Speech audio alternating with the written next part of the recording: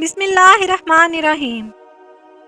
آج ہم جس کہانی کا ذکر کرنے جا رہے ہیں یہ کہانی ہم برسوں سے سنتے چلے آ رہے ہیں اور اس کہانی کا تعلق جھیل سیف الملوک سے ہے۔ کہا جاتا ہے کہ اس جھیل کا پانی پہاڑوں سے نہیں بلکہ جھیل کی تہہ سے نکلتا ہے۔ جھیل کے پانی کی مقدار ہمیشہ ایک ہی رہتی ہے۔ یہ بھی سنا ہے کہ اس جھیل کی گہرائی کا آج تک کوئی پتہ نہیں لگا سکا اور جس نے بھی پتہ لگانے کی کوشش کی وہ جھیل کی تہہ سے واپس نہیں آ سکا۔ کہتے ہیں کہ یہ جھیل 3 لاکھ سال پہلے اس وقت وجود میں آئی جب وادی کاغان کا تمام علاقہ برف سے ڈھکا ہوا تھا اور ایک بہت بڑے برفانی تودے نے ٹوٹ کر اس دریا کے پانی کو روک لیا جو جھیل کے عین وسط سے گزر رہا تھا۔ جھیل کے عین عقب میں ایک ملکہ پربت برفانی لبادہ اوڑھے اپنی خوبصورتی کا نظارہ کرا رہی ہے۔ 70,390 فٹ بلند اس پہاڑ کو آج تک کوئی سر نہیں کر سکا۔ مقامی لوگ اس کی وجہ شہزادہ سیف الملوک کی بد دعا بتاتے ہیں۔ شہزادہ سیف الملوک کو حضرت عیسیٰ علیہ السلام کی پیدائش سے لگ بھگ 867 سال پہلے مصر کے بادشاہ کا بیٹا بتایا گیا ہے۔ شہزادہ سیف الملوک کو مسلسل 7 راتیں خواب میں ایک پری کا دیدار ہوتا رہا اور اسی دوران شہزادہ سیف الملوک اس پری پر فریفتہ ہو گیا۔ اس خواب کی تعبیر معلوم کرنے کے لیے شہزادے نے کئی نجومیوں اور خوابوں کی تعبیر بتانے والے لوگوں سے رابطہ کیا مگر کوئی بھی اس کو اس کے خواب کی تعبیر نہ بتا سکا۔ آخرکار ایک نجومی جو علم نجوم کا ماہر تھا اس نے حساب کتاب کر کے شہزادے کو بتایا کہ تمہارے خواب کی تعبیر کچھ یوں ہے، تمہارے خواب میں جو پری آتی ہے وہ کوہکاف کی ایک پری ہے جو کہ تمہاری پیدائش کے وقت سے ہی تم پر فریفتہ تھی۔ وہ پری کوہکاف میں رہتی ہے۔ کوہکاف جنات اور پریوں کا علاقہ بتایا جاتا ہے جو انسانوں کی نگاہوں سے اوجھل ہے، جہاں آدم ذات کبھی نہیں جا سکتا۔ نجومی نے شہزادے کو بتایا کہ اس پری کا نام بدی الجمال پری ہے۔ وہ پری ہر 12 سال بعد انسانوں کی دنیا میں آتی ہے اور ناران میں ایک جھیل پر 14ویں کی رات اس جھیل پر غسل کرتی ہے۔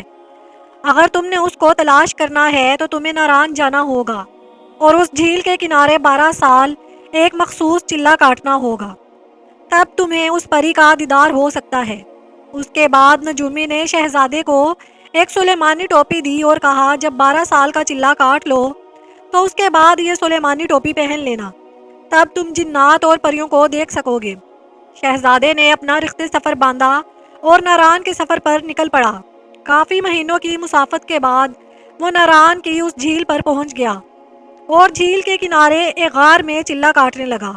بالآخر 12 سال بعد ایک رات شہزادے کو پروں کی پھڑپھڑاہٹ سنائی دی۔ جب اس نے دیکھا تو کافی تعداد میں پریاں جھیل پر اتر رہی تھیں۔ سب پریوں نے اپنے تاج اتارے اور جھیل میں غسل کرنے لگی۔ شہزادے کو اچھا موقع مل گیا۔ اس نے پری بدی الجمال کا تاج اٹھا کر اپنے پاس رکھ لیا۔ باقی پریاں ڈر کے مارے وہاں سے چلی گئیں مگر پری بدی الجمال وہیں رہ گئی۔ پری نے شہزادے سے کہا مجھے میرا تاج واپس کر دو، مگر شہزادے نے شرط رکھی کہ پہلے تم مجھ سے شادی کرنے کے لیے حامی بھرو تب میں تمہیں تمہارا تاج واپس کر دوں گا۔ پری نے جب انکار کیا تو شہزادے نے اسے اپنا تعارف کروایا اور کہا کہ میں 12 سال سے تمہارے انتظار میں یہاں چلہ کاٹ رہا ہوں۔ شہزادے کی باتیں سن کر پری بھی اس کے عشق میں مبتلا ہو گئی۔ وہیں جھیل سیف الملوک کے ساتھ ایک اونچا پہاڑ ہے جس کا نام ملکہ پربت ہے، جس کا ذکر ہم نے ویڈیو کے شروع میں بھی کیا ہے۔ اس پہاڑ کو آج تک کوئی سر نہیں کر سکا کیونکہ کہا جاتا ہے کہ وہاں جنات کا بسیرا ہے۔ اسی پہاڑ میں اس وقت ایک دیو رہتا تھا جس کا نام سفید دیو تھا اور وہ دیو بھی پری کا عاشق تھا۔ جب اس کو پتا چلا کہ ایک شہزادہ آیا ہے اور پری کو اپنے ساتھ لے جا رہا ہے تو وہ غصے سے آگ بگولا ہو گیا اور دونوں کو جان سے مارنے کے لیے جھیل پر آ گیا۔